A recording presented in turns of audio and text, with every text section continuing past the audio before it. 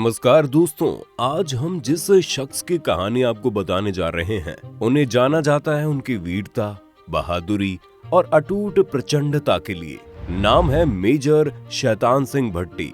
अपने नाम से बिल्कुल विपरीत मेजर शैतान सिंह, जिनकी शहादत की कहानी कुछ ही लोग जानते होंगे, लेकिन जो जानते हैं वो उनकी बहादुरी की मिसाल देते नहीं थकते होंगे। मेजर शैतान सिंह भट्टी, जिनके तार जुड़े हैं साल 1962 में भारत और चीन के बीच कभी ना भुलाया जाने वाला युद्ध। भारत चीन के युद्ध में इस जांबाज ने न सिर्फ दुश्मन को अपना पराक्रम दिखाया, बल्कि लद्दाख पर उसके कब्जे के नापाक इरादे को भी निस्तनाबूद कर दिया। परमवीर चक्र विजेता मेजर शैतान सिंह वही शैतान सिंह है जिन्होंने नेतृत्व किया था रेजांगला के युद्ध में भारतीय सेना की एक टुकड़ी का।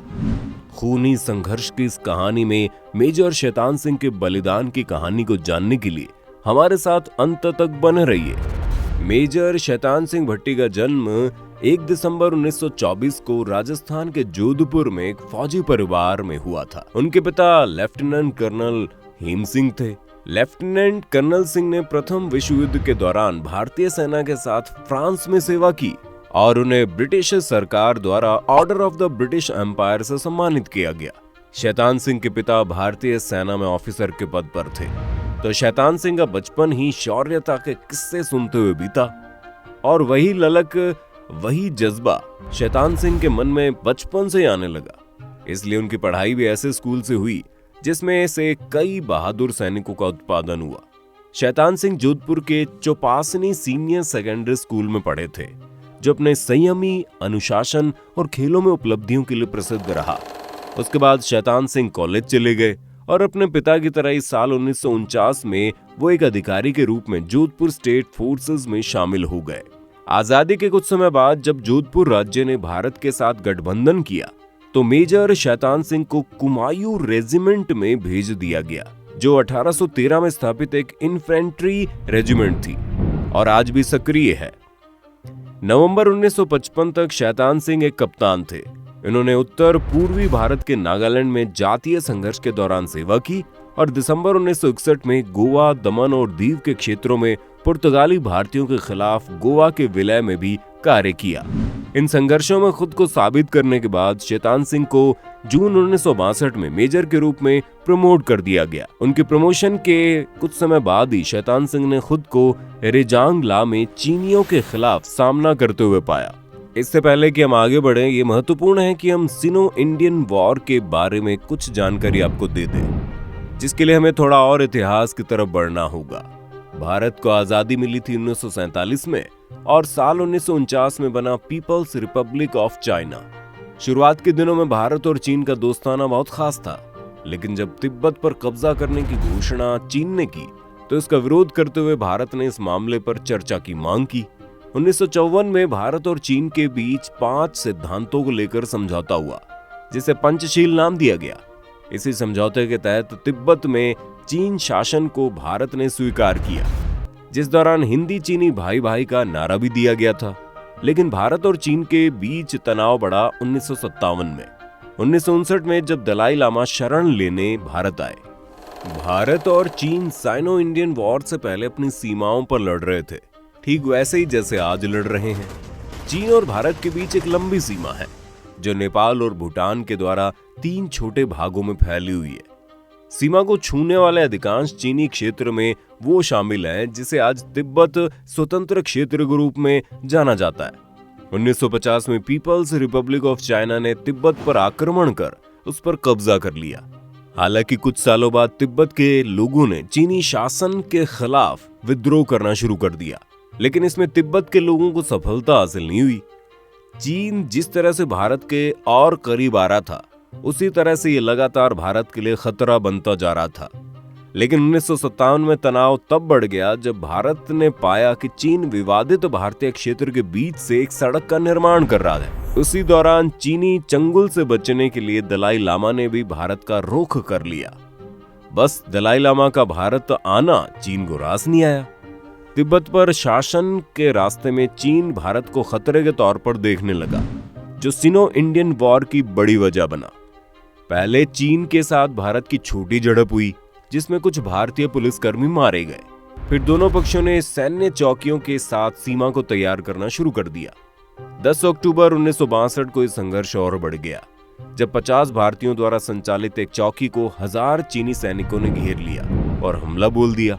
भारतीयों ने अपने आधे सैनिकों को खो दिया और वापस चले गए।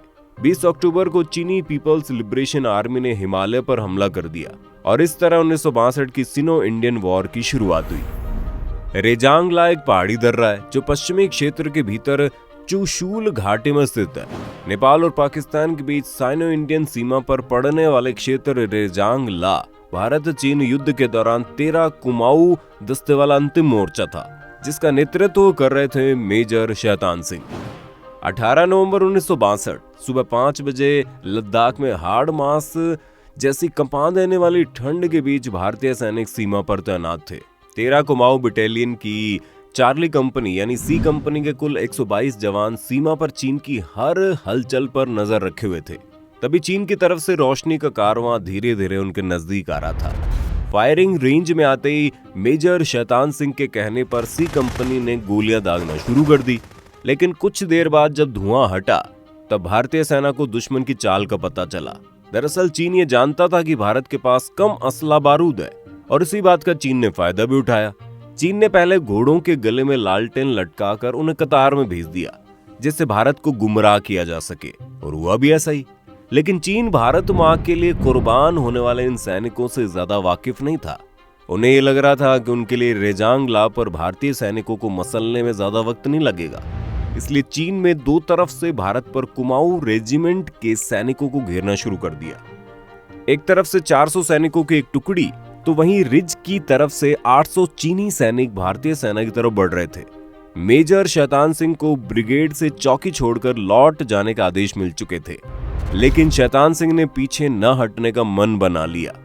शैतान सिंह जानते थे कि उनकी किसी भी तरह से कोई सैन्य मदद की गुंजाइश नहीं है। हालांकि मेजर ने अपने सैनिकों से कहा, अगर कोई अपने पैर पीछे खींचना चाहता है तो वो जा सकता है, लेकिन सारे जवान शैतान सिंह के साथ खड़े थे। चीन से लड़ने के लिए हथियार तो जरूरी थे ही, लेकिन कम हथियार के साथ मेजर शैतान सिंह ने एक ऐसी रणनीति बनाई जो चीन पर बहुत भारी पड़ी। मेजर ने सेना के जवानों को फायरिंग रेंज में आने पर ही दुश्मन पर गोली दागने का आदेश दिया। हर पलटन के पास जाकर मेजर हर एक जवान का हौसला बढ़ा रहे थे। थोड़ी देर की गोलाबारी के बाद सन्नाटा छा गया, लेकिन कुछ देर बाद चीनियों ने भारतीय चौकियों पर एक साथ गोलीबारी करना शुरू कर दिया। भारतीय सेना के पास हथियार धीरे धीरे कम हो रहे थे। अब मेजर ने जवानों को एक फायर पर एक चीनी को मारने गिराने को कहा, ताकि उनकी बंदूक हथियाई जा सके। शैतान सिंह की यह रणनीति काम करने लगी और भारतीय जवान चीनियों पर भारी पड़ने लगे। लेकिन जैसे हमने आपको बताया कि चीनी सेना संख्या में बहुत थे और वे दुगनी ताकत के साथ फिर लौटे। बड़ी तादाद में आए दुश्मनों ने भारतीय जवानों को एक एक कर निशाना बनाना शुरू कर दिया, और इसी बीच दुश्मन की एक गोली मेजर शैतान सिंह की बांह को छूकर निकल गई।